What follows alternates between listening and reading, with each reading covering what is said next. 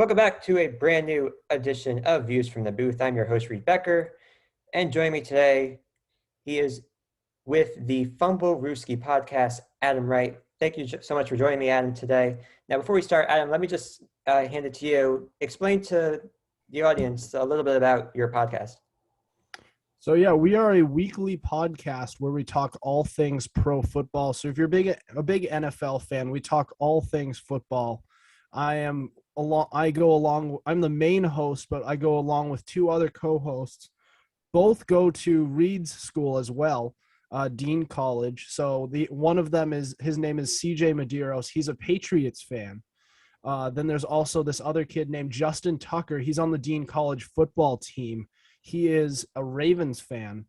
So we just go through all of the latest things on the NFL. We're on Spotify, Spreaker, Google Podcasts. We're on YouTube. We have an Instagram page where we give all the latest coverage on the NFL. So we give our basic 2 cents, plenty of banter, hot takes, all that stuff, and we're a very entertaining podcast, so I highly recommend you go check us out. That is the fumblerooski podcast. All right. Well, you hear them, then go check it out on anywhere you can find your podcasts.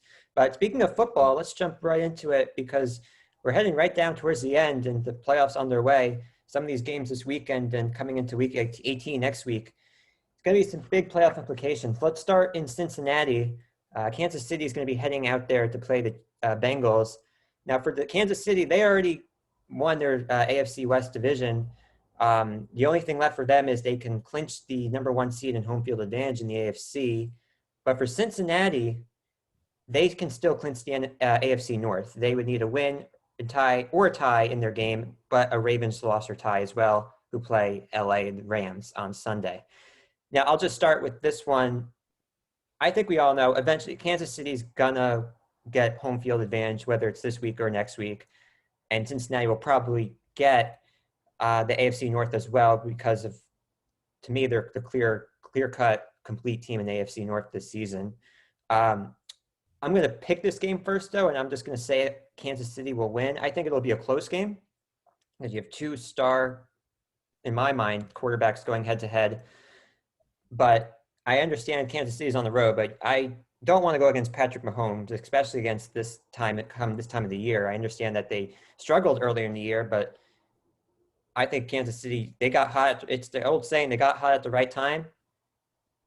And I'll go with Kansas City just because of that. So the way I look at this game, I'm more intrigued by, because I'm with you. The Kansas City Chiefs are going to win this game. I'm more intrigued by the Bengals this season, because the Bengals are a team that hasn't been good in recent years. They got Joe Burrow last year with the number 1 overall pick. And then they took Jamar Chase in this past draft. And on top of that, they have T. Higgins. Tyler Boyd has also had an underrated season. Joe Mixon has had a career year. Their defense has been serviceable, will need some improvement. But this game for the Cincinnati Bengals is going to be it's going to be very telling of their season. So the battle is not going to be won in the offense. The Cincinnati's offense is in some ways just as good, if not better, than Kansas City. Their wide receivers their wide receiver core overall is better. Their rushing game is better. The way they're going to lose this game is going to be on the offensive line. That front 7 with Chris Jones and Frank Clark, they're going to disrupt Joe Burrow, and that's what's going to lose Cincinnati that game. As soon as Cincinnati improves that offensive line, if they can make that offensive line just like in the middle of the pack, I bet the Bengals will have one of the best offenses in the league. But looking at this game, like for right now, not the future for the Bengals, it won't say as much in the playoff picture as we might think, because this is a late game in the season between 2 playoff teams, but we know the Kansas City Chiefs are going to probably get the number 1 seed. The Bengals, that division is starting to fall apart around them. They're going to win the division, and that's going to be that. I gotta go at you with this part though that you said. I mean, I would still take Kansas City's offense receivers over Cincinnati. I mean, but Cincinnati had one good season, and we're gonna take them over Kansas City's. Well, so Tyler Boyd has always been a good receiver. He's been having 1,000-yard seasons ever since he came into the league. Same thing with T. Higgins. He had a very good rookie year with literally half of that year having all of these backup quarterbacks throwing to him. And then and then on top of that, Jamar Chase, his rookie year, he looks great. And then you put all those three guys together and then throw Joe Burrow in the mix throwing to them. This offense has a really bright future ahead of them. Now, the biggest difference is from this offense to Kansas City's is that Kansas City has Patrick Mahomes, who's going to go down as one of the better quarterbacks in the league. Well, I want to get this straight then. Are you putting them ahead of the Kansas City receivers in offense right now, or are you just saying that they're neck and neck and have a good future ahead of them? So the offense right now is neck and neck, but it is Kansas City's is better as a whole. With the receivers, I've got to say, besides Tyreek Hill, they don't really have that much at receiver. Well, because they rely on Travis Kelce at tight end. Right, that's what I'm saying. If we're talking about their pass catchers, it's most likely Kansas City. But wide receiving core, it's really not close, to be honest. And they do outnumber them in pass catchers who can go over 1,000 yards. They have Tyler Boyd, they have T. Higgins, and they have Jamar Chase. The Kansas City only has two. Now those guys are combined both better than all of them, but that's two targets that they have. I see what you're saying. I think I see what you're saying. They are neck and neck, but I think also Cincinnati's receiving core is still pretty young. And yeah, I mean, I'm not ready to necessarily jump the gun on one season when they've had a successful year. I mean, I understand that they've had, successful years when they were still bad, but I mean, to me, this is still a very young receiving core and team in general. I'd still like to see what they can do in a bigger sample size, especially come playoff time. That's because that's really when you get rated by the fans and the media. But I think we pretty much agree there with the game. So you're taking Kansas City in this one, and then yep, I got Kansas City. Yeah, so I think we're pretty much in the same boat there. So then let's just quickly then stick around to finish this part of it out, though. What are you taking as a ceiling for Kansas City come playoff time? Because to me, they're the best team in the AFC. I mean, so what would you say about that? So all season long, I didn't want to pick them as the AFC favorite just because they lost the Super Bowl. And I know there's no real numbers behind that. It's just going based off history where teams who lose the Super Bowl just don't have as much success the following year. It's very rare that they go back to the Super Bowl and even rarer that they go back and win it. But I got to say Kansas City is the favorite now because if not them, who else? You know, the Patriots have kind of shown their true colors in the last couple of weeks. The Tennessee Titans have just melted down with all these injuries that they've had with Derrick Henry, A.J. Brown, and even when Julio Jones was healthy, I mean, he's not the same guy. So right. If not them, who else? Yeah. The only other team you could think of probably is Buffalo, but I mean, do you trust Josh Allen going into what would probably most likely be an Arrowhead Stadium with a raucous crowd? I mean, I don't know if I don't see that necessarily happening with him getting out on top. That's the only team you could probably think of, but I can't see it. Right. And that running game is still spotty. And on top of that, their biggest weakness is not their rushing game. I mean, that is a big weakness, but where they're really going to get screwed over is that loss of Tre'Davious White. That's really going to kill them because how are they going to slow down Kansas City's offense and outpace them? They're just not. That's going to be tough. Right.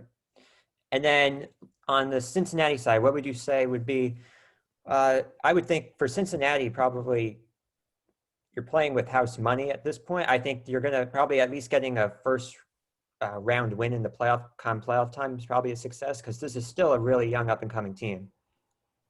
So it looks, I feel like this is like a moral victories type of thing with Cincinnati. We don't have very high expectations. Right. We didn't have any high expectations for them. Well, any expectations at all going into this year. And then all of a sudden, out of nowhere, that offense clicks and really has some real promise. There's a stat out there that Cincinnati is the only team ever to have a 4,000-yard passer, 2,000-yard receivers, and a 1,000-yard rusher all under the age of 26. So that's really good for them. And just the fact that they're going to the playoffs at this point is an achievement. They need to improve that offensive line, as I said before, and that defense could use some work as well. But at this point, they've already exceeded expectations to me. And we're on the same page there. So let's move on then. This game, the Raiders going to play the Indianapolis Colts. This caught some headlines this week with Carson Wentz, who's unvaccinated, tested positive for COVID-19. But since the CDC did say that they're lowering the time of isolation from 10 days to 5 days, the NFL followed suit. And now, according to head coach Frank Wright of Indianapolis, the plan is if Carson Wentz still has no symptoms come Sunday, he will be able to play. He's still attending their team meetings virtually. However, if worst case he cannot play, the Colts will be handing the reins over to a rookie quarterback, sixth-round draft pick, Sam Ehlinger. I'm pronouncing that correctly. Now, before we get is it Ehlinger? Ehlinger, is that how you? It's something like that. We're both on the same. We know who it is. But. Yeah. But before we get into talking about that game specifically, because the Carson Wentz story kind of brought into light again how COVID has been impacting the NFL this season. I guess the question really here is, so you have in this situation, the Colts playing possibly now without their starting quarterback having to rely on a rookie if he can't play. Now the question then becomes, is the NFL, whoever wins this year, either will there be an asterisk put next to that team because of all the injuries that's been happening? Or on top of that, the second question would be, is there anything that the NFL should be doing to try to minimize this as possible? Because if you're looking at this from a fan's perspective or player's perspective or coach or whatever, to see teams like this getting put into clinching situations late in the season and you're not going to have your starting quarterback and having to rely on a third string or rookie quarterback, which we've seen a couple times already these past couple of weeks, really, to me, is unprecedented to see this amount of times this come up.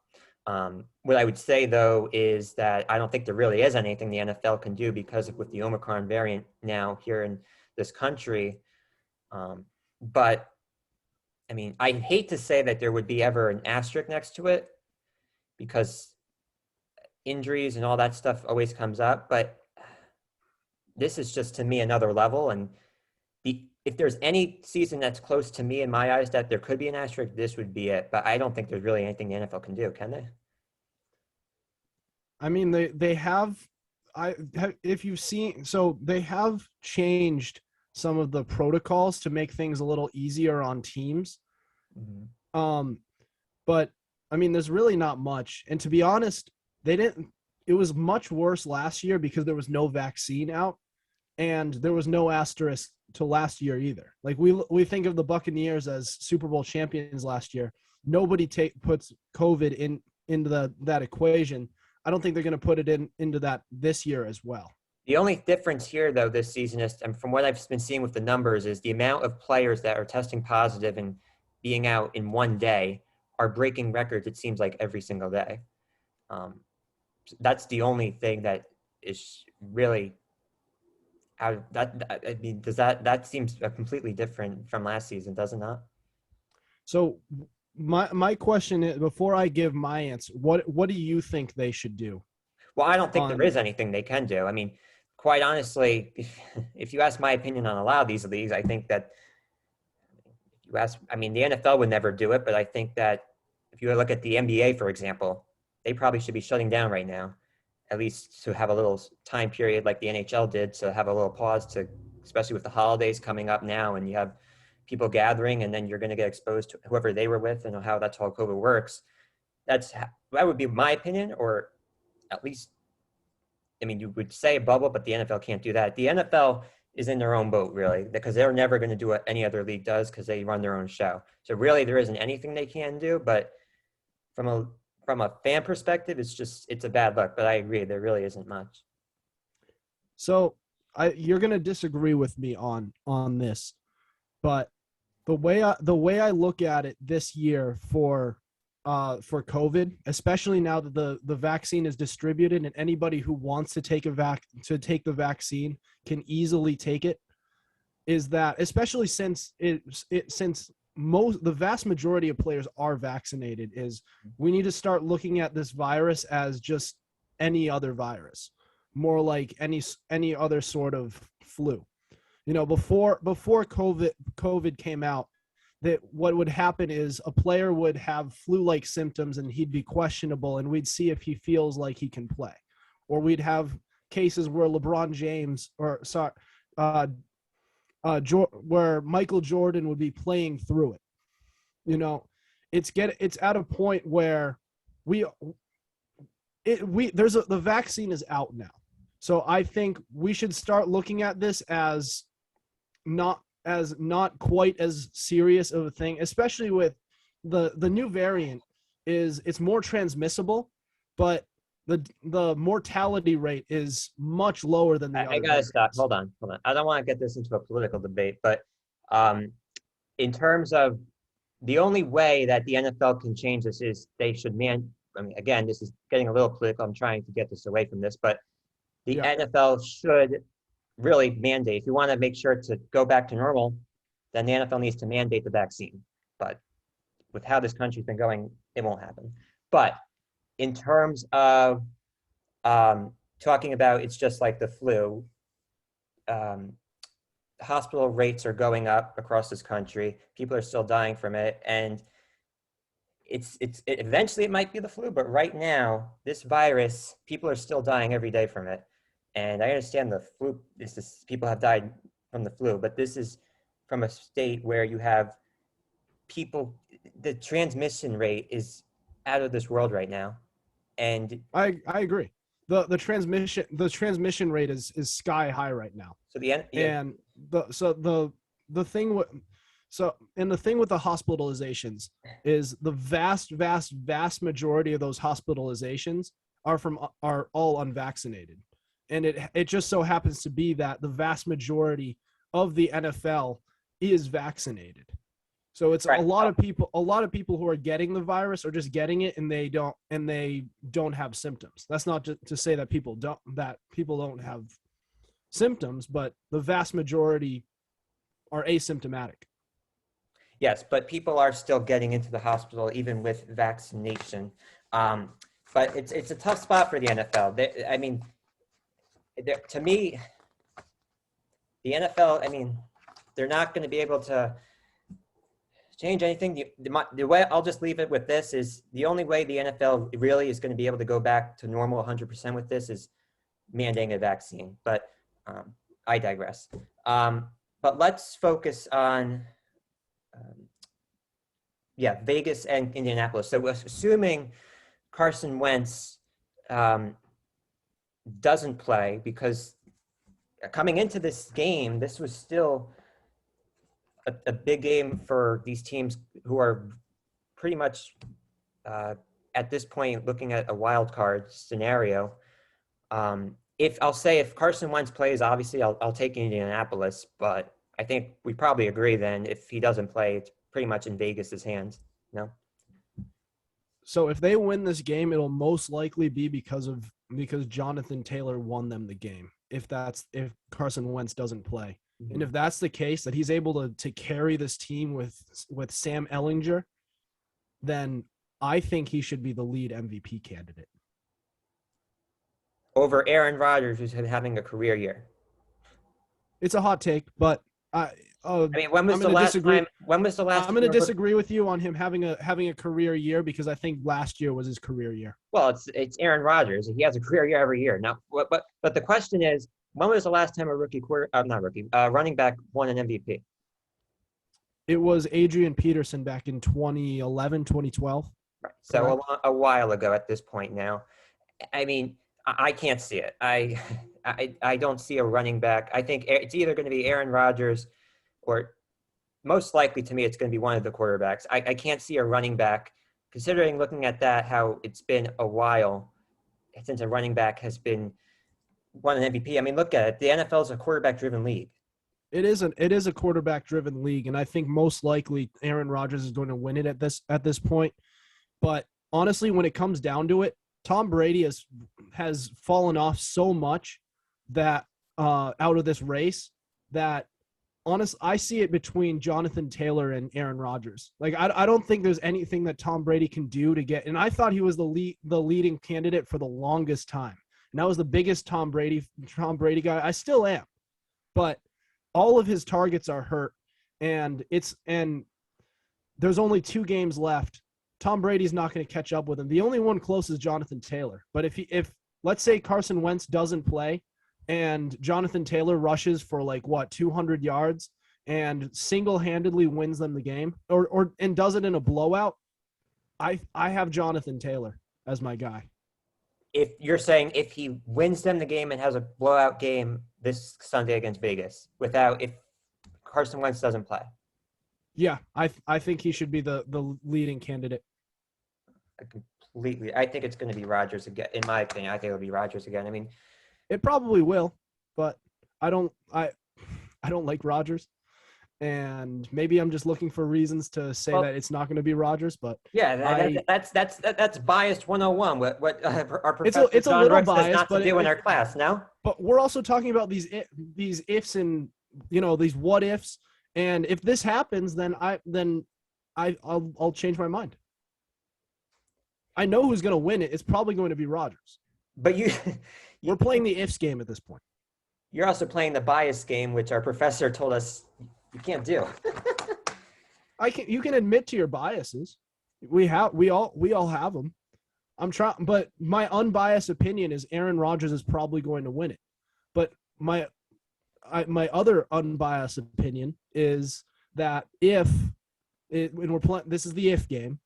If Carson Wentz doesn't play and Jonathan Taylor carries the team to not only a close win but a blowout victory where he's rushing for this crazy yardage and getting all these rushing touchdowns, I think he should be the lead candidate.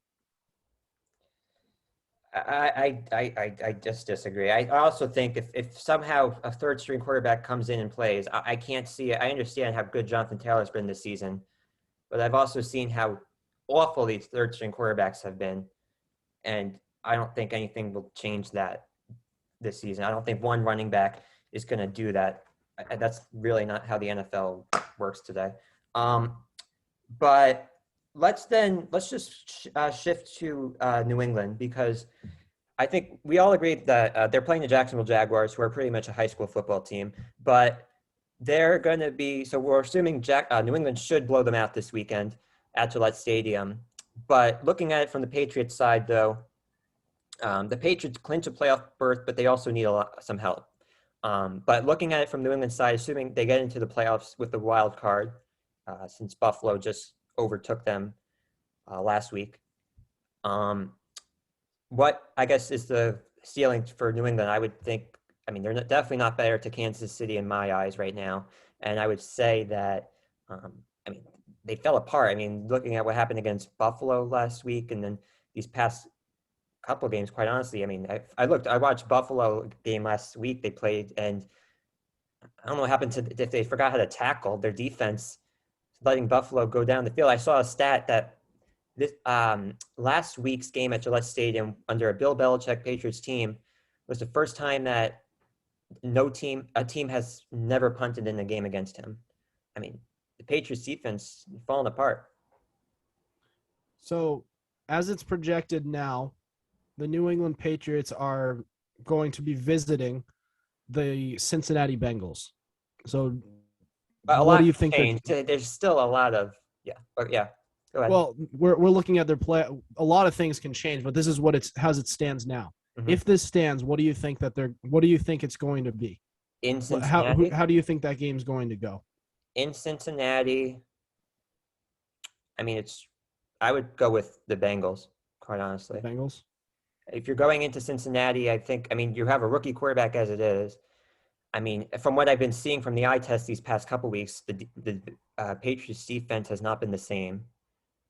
And as you've mentioned, I think. I mean, I would say the receiving core would outplay Cincinnati, New England rather, and plus it's a Cincinnati home game. I mean, the other question with this is also you're having this is what I'm trying to figure out too, because if you're the Patriots, you're gonna. I mean, we haven't really seen it before, which is why this is so pretty fascinating for the Patriots side to have a rookie quarterback go into the playoffs like that, and you're pretty much kind of putting it on his shoulders, no, in a sense. So this is going to be. I think it's going to be a lot closer of a game than you think. And I honestly, to be honest, the Patriots out of all the other playoff teams do match up fairly well uh against the Bengals.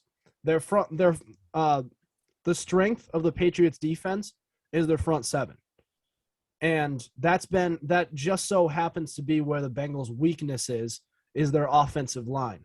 So if they're able to get to Joe Burrow and shut down and rush him, get him to throw some turnovers, shut down that passing game and exploit that's just serviceable Bengals defense, they can get a victory. I think it's a coin flip on who wins. But how do you explain what's been happening to the Patriots defense these past couple weeks? I mean, they were like a no-show last week. Well, they're facing good offensive lines. That's the difference. The Colts have the best defense and one of the best offensive lines in the league with Quentin Nelson, Eric Fisher at left tackle. They have a very good offensive line, and so do the Bills. So they really haven't been able to use that to Yeah, their advantage. except that they beat the Bills in Buffalo. I mean, I'm not going to take an offensive line excuse. I mean, if you're the Patriots, you're coming in trying. I mean, at that point, you were neck and neck with the Bills as it was for the division at With AFC like East. 50-mile-an-hour winds, but it's a pretty big difference when you think. At It that point, is, it's advantage New England. well, it is a difference. But at this point, I'm assuming you're going up against neck and neck for the division. I mean, I can't just take an offensive line excuse this late in the season. Especially for a Bill Belichick led team, it's unpatriot-like, I'll say. An offense to exploit their weaknesses hasn't that been the way they do it all? They've done it for the past 20 Yeah, but years. Bill Belichick looks Belichick. at their weakness and he says, Yes, you know, but the Bengals offensive line not very good. We're gonna send Matt Judon. We're gonna blitz and we're gonna rush. We're gonna force Joe Burrow to do things that he doesn't want to do. Force him to get some turnovers and win that way. I understand. But what I'm saying is, A, does Bill Belichick ever go into a press conference and make excuses? And B, do the Patriots? I mean, they're deep. I'm specifically talking about how their defense has been looking these past couple weeks. And from what I've been seeing in these defenses the past couple weeks is a no-show, quite honestly. Right, because they're facing better offenses. But Okay, but if again, you're a playoff team, hold on. If you're a playoff team, you're going up against better offenses and better teams. So the point is, can you keep up with it? they could keep up if Joe Burrow's on his ass half the time. Okay, but Joe Burrow's also been having like these past couple weeks has been on his A game. Well, last game was against practice squad players in the Ravens secondary. Right, but look at the season from a whole. I mean, he's been racking. I noticed he has where is he in interceptions? He has 14 interceptions. That's pretty high. And he up until this past week where he pretty much padded his stats, his statistics weren't perfect. They weren't great. He only through going into this game he had 20. His touchdown to interception ratio was 26-14, and he had under 4,000 yards at this point. That's not. Hold on a sec. Well, first of all, he's not going. You're saying the Ravens defense is practice squad players? Yeah. I wholeheartedly disagree with that. But their defense at this point in the season, they don't have who do they have in that secondary? What do you think keeps them? I mean, what do you think keeps them in the games this season? I mean, Lamar Jackson. Yeah, well, he's been out, and they almost beat Baltimore without him. And they lost Green games Bay in that without stretch him. of time. Huh?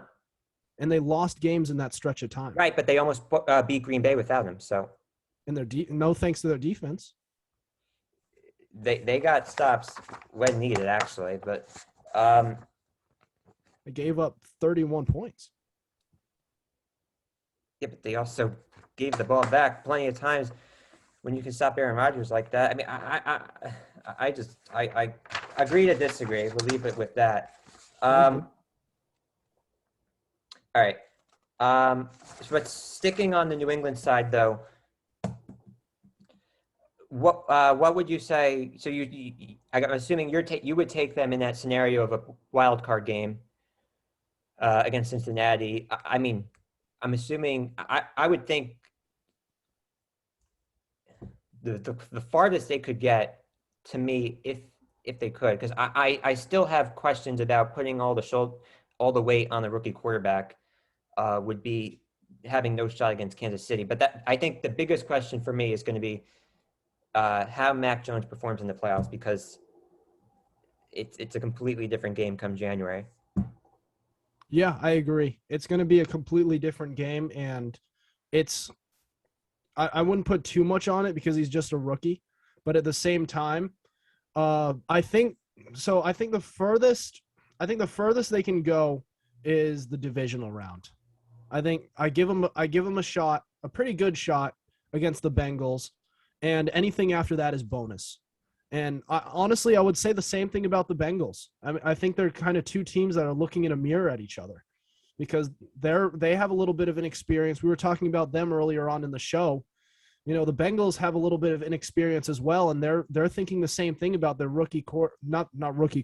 sophomore quarterback, whose season was cut short last year, almost got killed basically, and he's still getting killed this season. He's the quarterback who's been sacked the most at 47 times, and he's still been able to pull out victories. But, I mean, there's no expectations for either of these teams, really.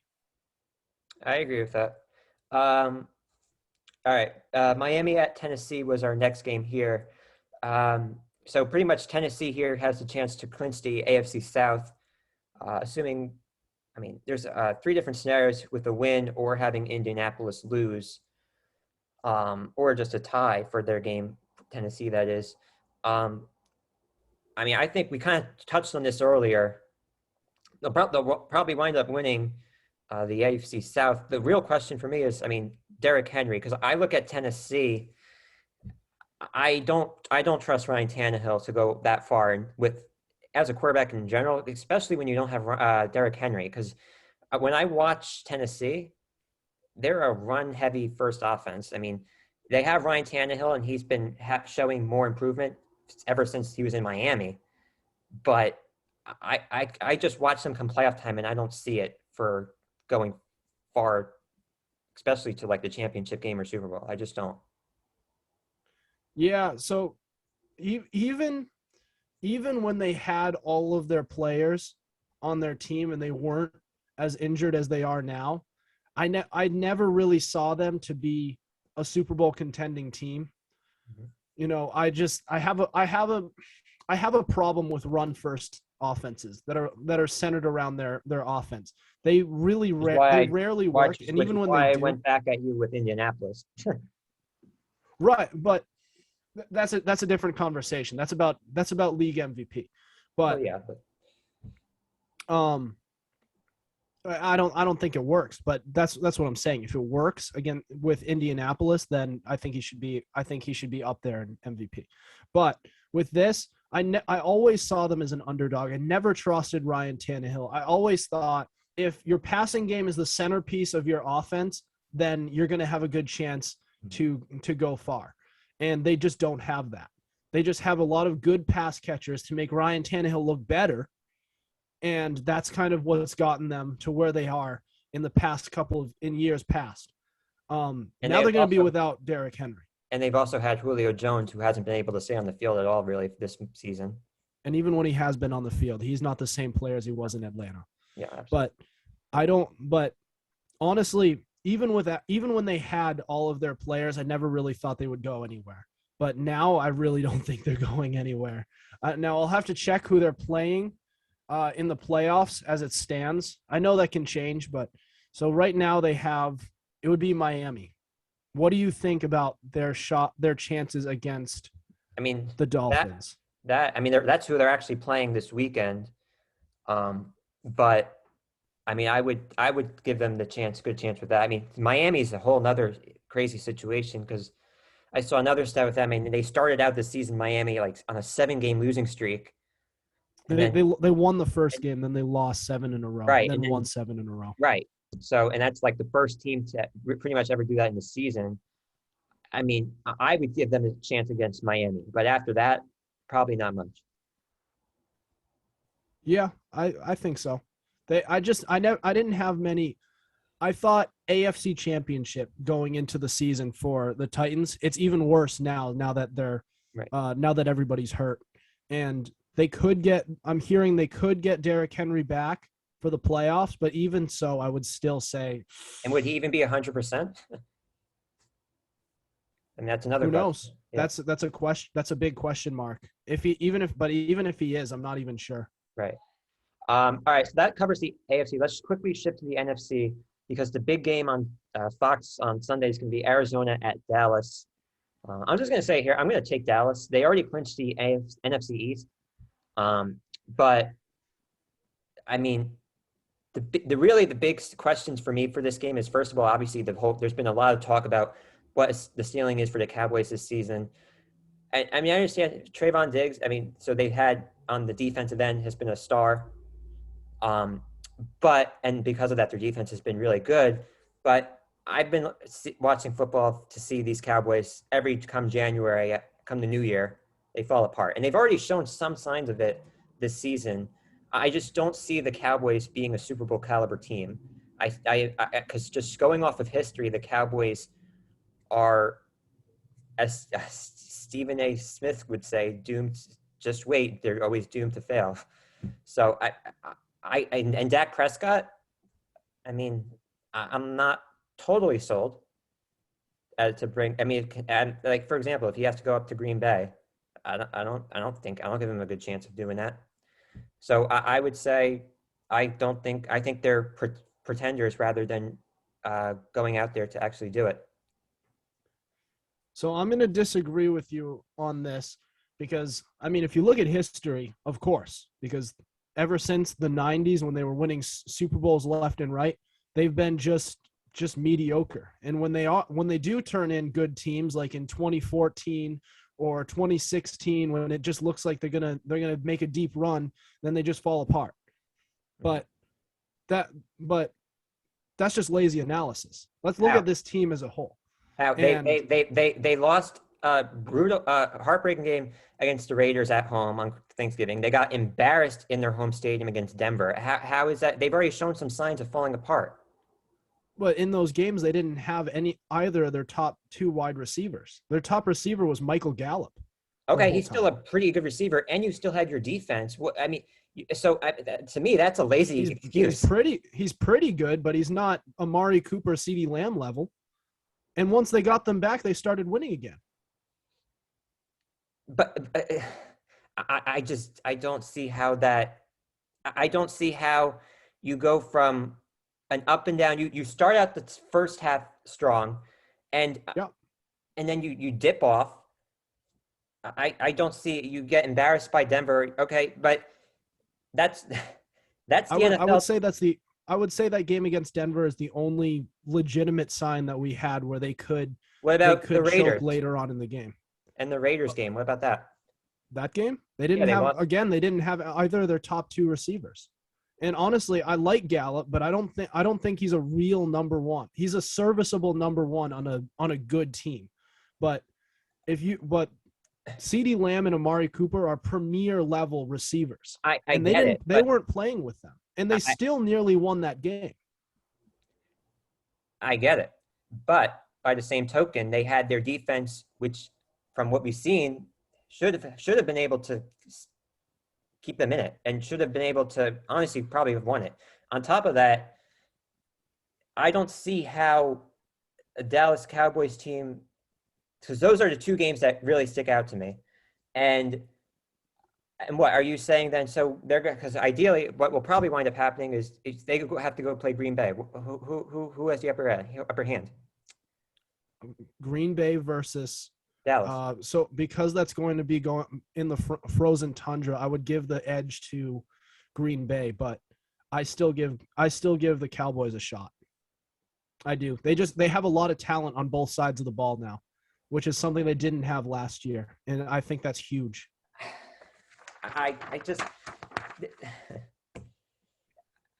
I'm just saying they have a shot. I'm not saying that that Green Bay is going to, and I don't even think they would face Green Bay in the first round, wouldn't they?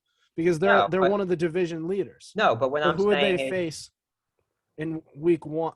So they'd face the Philadelphia Eagles.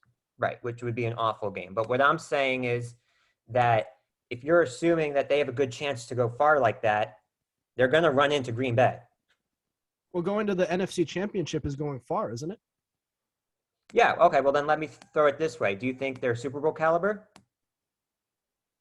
I think they are not the. That's a tough one.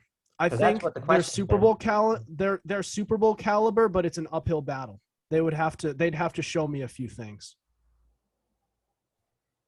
But I wouldn't rule them out like you are. I mean, you're kind of just saying like, well, they're not going to do anything. They're pretenders. I think they are contenders. I think they're not as good as a lot of the other contenders, but they can certainly do it. I think they're right there with Tampa Bay and Los Angeles. I definitely don't think they're there with Tampa Bay. Dak Prescott against Tom Brady. I know they almost beat them earlier in the season, but this is a completely different teams now. And I would not want to face a Tom Brady-led team in the playoffs. Absolutely not. I think we saw that last season for starters, and all his years in New England as well. I would certainly not take Dallas against Tampa and Brady, and definitely not against even LA, quite honestly. I think you can. I think they can take LA. I really do. I think LA, they have Matthew Stafford's a very good quarterback, but he hasn't shown much. Yeah, because he's been in Detroit, led by a poverty franchise. And when they have had teams, they haven't really done anything. I mean, it's like you said earlier, it's a quarterback-driven league. And I know he was stuck in Detroit. Hold on a second. Are you saying that when Matthew Stafford was in Detroit that he had teams that the team wasn't the reason that they ran him into the ground? I'm not saying the team isn't the reason, but I think in a quarterback-driven league, the quarterback does play somewhat of a part in it. And they have had talent over the years. Let's not act like he didn't have Megatron for most of his career. And then right after that, you had the duo of Kenny Golladay and Marvin Jones. Okay, hold on a second. They had Megatron and who else? And then the other reason was, and then if you look at it, what happened was with Megatron, they were so bad that he retired early. Yeah, they lost one of the all-time great receivers because they were terrible, incompetent front office. Well, so you asked me who Matthew Stafford had. I gave you the answer, and I'm telling you, for the entirety of Matthew Stafford's career, he had that player. And I think he was only without him for a few years. And in those years, they did have talent after that. Not to what LA had. And I'm not putting any of that. I mean, Detroit. I mean, we'll see what happens now because now the pressure's on for him because he's in a We're gonna find out what this right guy is now we'll fully. find out. But I can't put. I quite honestly can't put any of that. But if he Being, loses to Dallas, I don't want to hear it from you, Reed. I don't think he will lose to Dallas. I think I think his receivers are just as good, if not better. So CeeDee Lamb and Amari Cooper is better than Cooper Cup. is not better than Cooper Kupp and Odell Beckham Jr. I think it's very close. I There think you the go. receivers are right there. I think it's better. I think the receivers are right there, and I think their defense is quite honestly right there too. I agree. It is. But like I said, they're right there with Dallas. So they're among the contenders in the NFC. I'd still take LA over them. I've been watching Cowboy games in the playoffs for way too long now, and hearing Dallas fans every year talking about how they're going to the Super Bowl. And you, quite honestly, I know you're a Patriots fan, but you sound just like one right now. I sound like a Patriots fan or a Cowboys fan? Cowboys. Cowboys fan. I can't speak for their fans, and they're annoying as hell. But I'm not talking about their fans. I'm not talking about their history. I'm just talking about how they. I know. I'm talking about right now, and I don't put too much stock into history because it's got to happen sometime. And if it's going to happen any year, then this is a good year for it to happen. They have good talent on both sides of the ball, and they're one of the contenders. They are. I just can't take Dak Prescott certainly over Brady, Rodgers, and I wouldn't even take him over the Rams right now. But let's finish it out here. Packers, Vikings. Again, Green Bay is clinched their NFC North already, but they can still clinch the number 1 seed in home field with a win and Dallas loss, or there's 2 other scenarios as well. The question here, though, is, I mean, Minnesota already lost Adam Thielen for the rest of the season, and Minnesota, at this point, we need a lot of help, so I would write Minnesota off. And then on top of that, looking at it from the Packers standpoint, I think if I had to take a guess right now from what I think will go to the NFC Championship, I would take Green Bay, considering for the past couple seasons, consistently, Rodgers always has been going that far.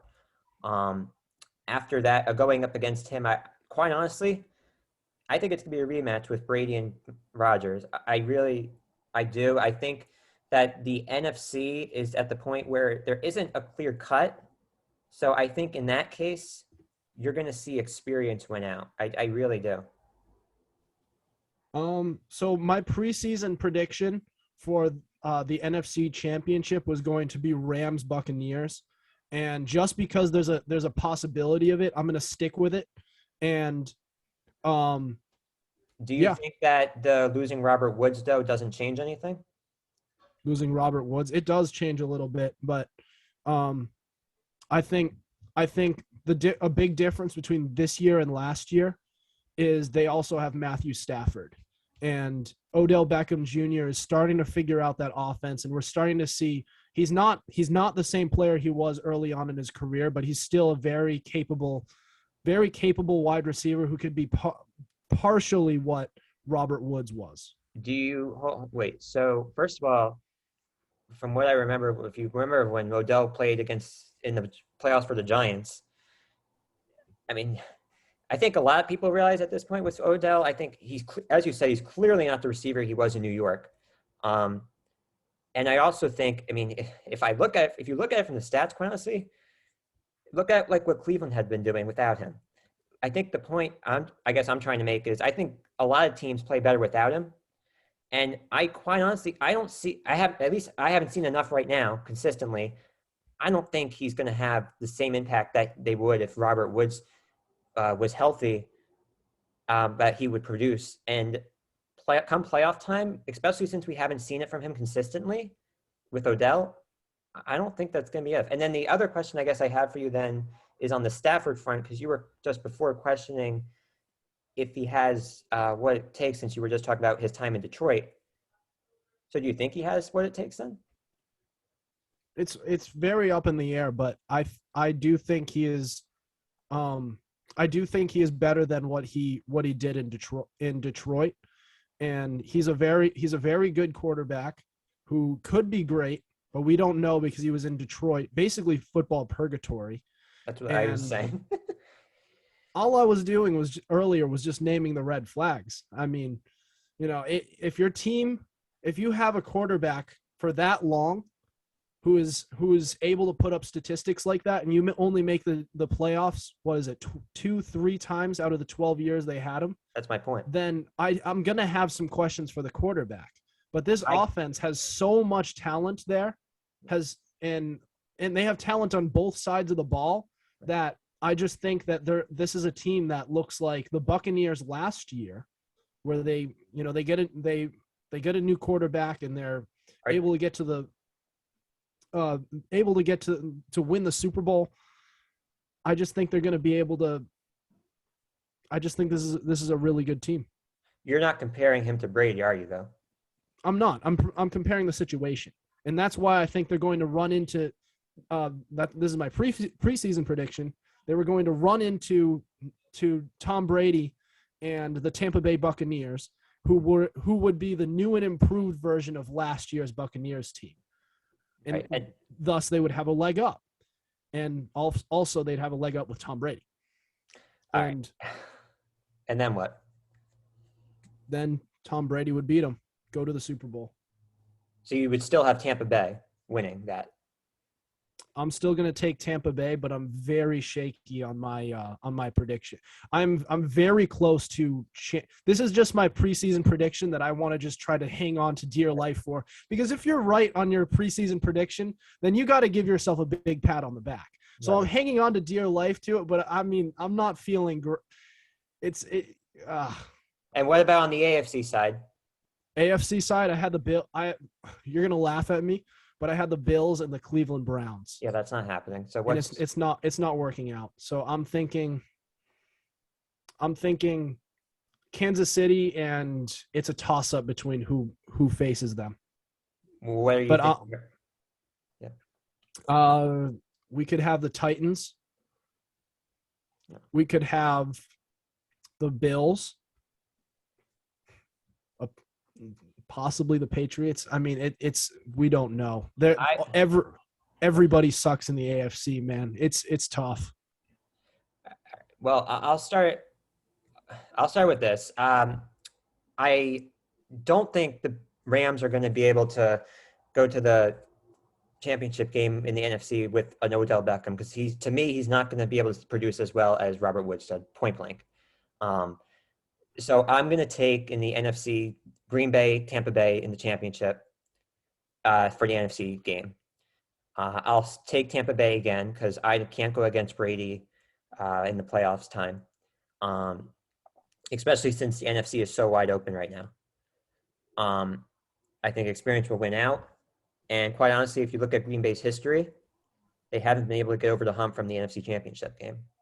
So I think that'll continue.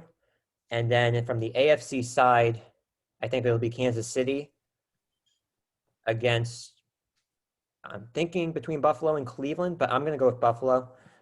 So it'll be Kansas City and Buffalo in Arrowhead. And I think it might be a close game because Josh Allen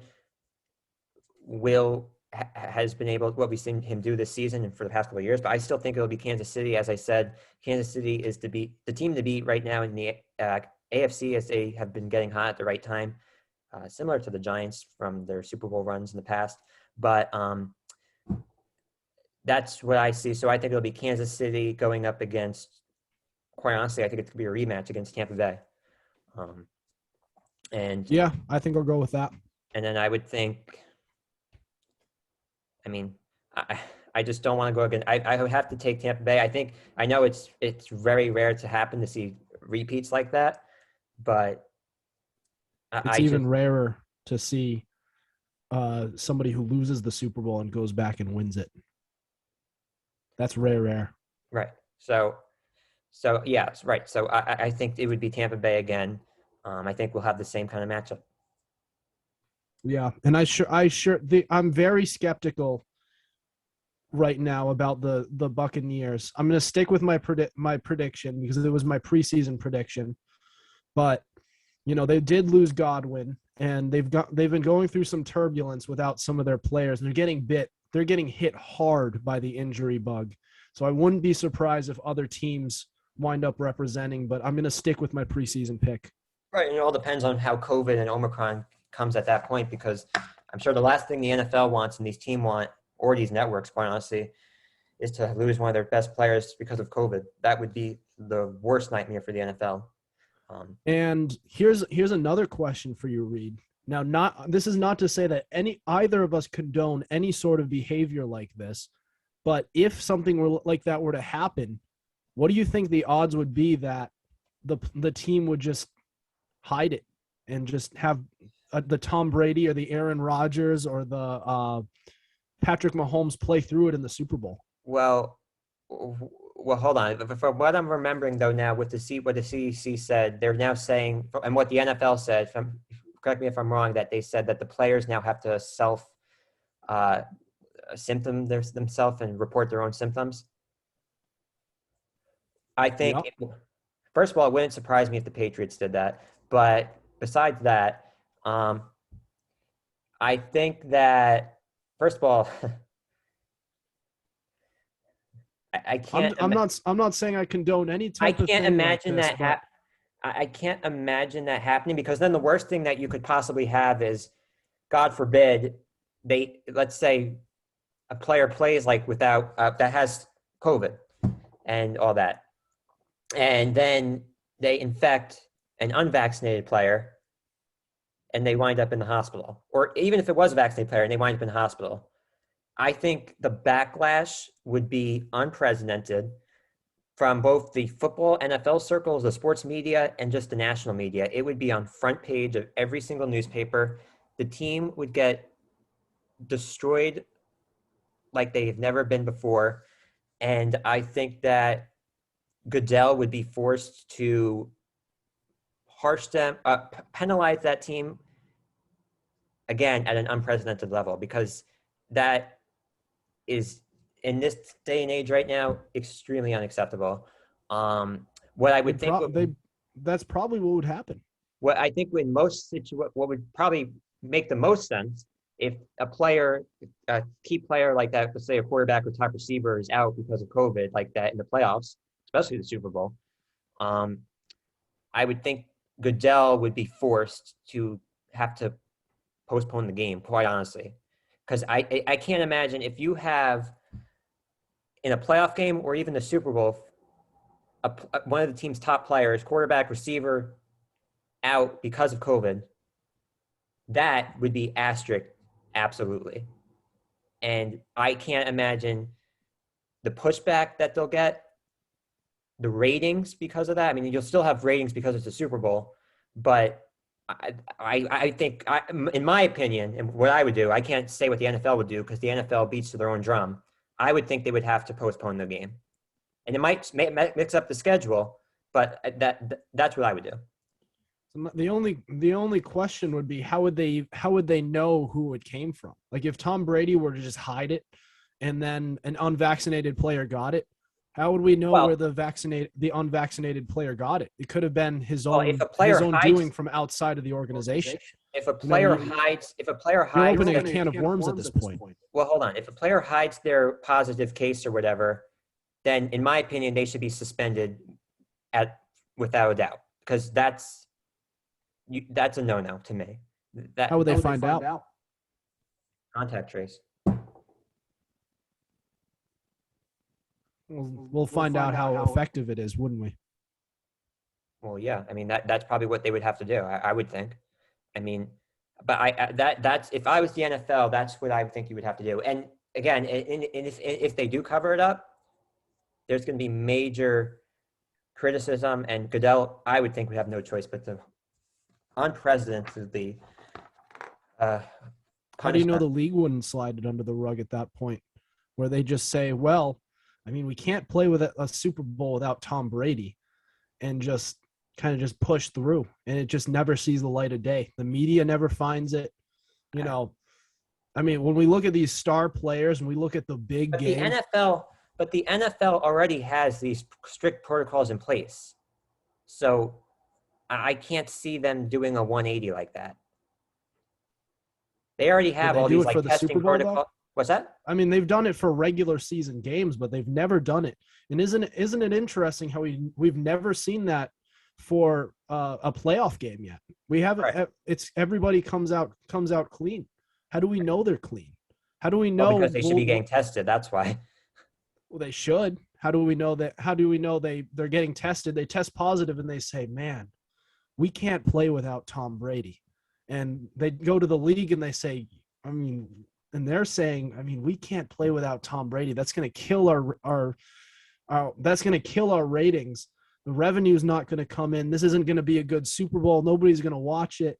I'm not condoning any type of thing like this First at of all, all. no And one if would. they catch them doing this, there should be major repercussions. Right. But No, I'm just saying that I'm just pointing at the possibility because everybody, when it comes to the big game, it's a completely different animal. I agree. What I would say though is if it happened in the Super Bowl, the networks will still get ratings because it's the Super Bowl. But what I would say, but it'll tank compared to other Super Bowls.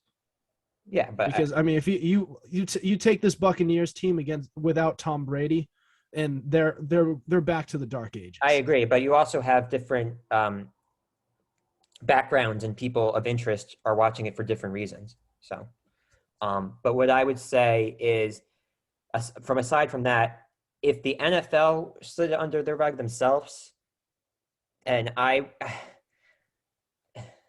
would, in my opinion, I would think they would have no choice then. I mean, quite honestly, this would probably not happen, but Goodell would have to step down. They would have to redo. There would have to be a whole cleaning house because I can't imagine the amount of criticism they'll get from all over the country. Probably, and quite honestly, probably the world too. The NFL would take a huge hit if they were to do this, but right. That's what I'm just pointing at the possibility. The chances I honestly wouldn't rule it out. To be honest, I would put it at really a 0.1%. I can't see that happening, especially with how strict they've already been with these protocols. I just don't see that happening at all. And that's why I'm saying you wouldn't see it happening, because if it did happen, we would never know. It would come out. Probably. It would certainly come out. How do we know Tom Brady didn't play with COVID during last Super Bowl? I believe there's been some rumors circulating around that he tested positive. There's been rumors, but I'm just saying, we don't know what's happening behind those closed doors. Well, I think also last season teams, they were much stricter also because they didn't have the vaccine necessarily fully 100% yet, and so they were taking it much more stricter with the testing. But I would say the chances of this happening is a very 0.1%, if really quite honestly 0% chance of happening, because the criticism would be something you would have never seen ever before. And trust me when I say the NFL, while they're a money business and you would think maybe they do that for the money aspect, but they would have a whole lot coming their way if they did that, because they'd be losing that money right on the other end. They might. And can you imagine all the sponsors that they'd be losing too because of that? It's possible. And that player. Do you really think the NFL would lose? Do you really think they would lose sponsorships to the NFL? Like the NFL would. I don't think I don't know if anybody would have the guts to back out of a sponsorship from the NFL. Why? Because you get so much money from it. So we've seen top players get not the entire NFL. Still, this is something that I think that's exactly what would happen. To me, it won't happen. I don't think. I think they should, but I'm not sure if they would lose. They might lose some sponsorships, but I mean, they won't take as, I don't think they'll take as big of a hit. The NFL's too big. Like you think of Sunday, you think of football at this point. You think it's mentioned right there next to the Lord's Day, where it's Sunday. There's religion and football. It's just that big. And I'm not sure if they would take a hit, but I don't think it would be a crippling blow. I disagree. I think it would, but it won't happen. So I don't think the NFL is going to have to worry about it, because I think Goodell would realize the amount of money they lose in sponsorship and the amount of criticism he get would probably have no choice but to step down. But I don't think it'll happen because I don't think they're going to do a whole 180 like that with the testing and everything. But we still have a lot of ways to go, see how this variant and how COVID plays out. But that is all the time we're going to have for today. Thank you, Adam, for joining me. Have a healthy and safe New Year, and to all our audience as well, and to Adam. That is all the time we have for today. Join me next time on a brand new edition of Views from the Booth.